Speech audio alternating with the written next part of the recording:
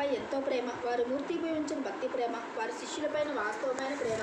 మా గురువుకు సమానమైన గురువు అరుదు. ఆ సుఖాన్ని వైభవాన్ని వర్ణించ సత్యం కాదు. వారి ప్రేమను ఎలా వర్ణించగలను?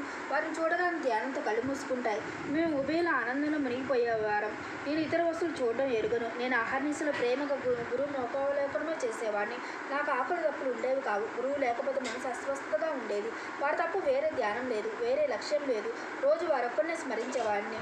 గురువు యొక్క కౌశలం అద్భుతం. ఇదే మా గురువు ఆపేక్షించింది. ఇంతకంటే వేరే ఏదీ కోరలేదు. వారు నన్ను ఎప్పుడు ఉపేక్షించలేదు. వారు ఎప్పుడు నన్ను కష్టాల నుండి రక్షించేవారు. నన్ను ఒకప్పుడు వారి పాదాల వద్ద, మరొకప్పుడు సముద్ర తీరానికి అవతల ఉంచేవారు.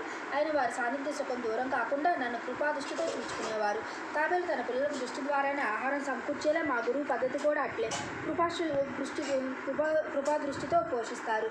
అమ్మ, ఈ మసీదులో కూర్చొని చెబుతున్నాను ప్రమాణపూర్వకంగా. నన్ను గురువు నా చెవిలో ఏమీ ఊదలేదు. నేను మీకు ఎలా ఊదుతాను? తాబేలు యొక్క ప్రేమ దృష్టి ద్వారానే పిల్లలకు సుఖ సంతృష్టి. అమ్మ, ఊరికే ఎందుకు కష్టపడతావు? ఉపదేశం గురించి నేనేమి ఎరుగను. నదికి ఒక తీరాన తాబేలు ఉంటుంది, దాని పిల్లలు మరో తీరాన ఉంటాయి. వాళ్ళ పాలన, పోషణ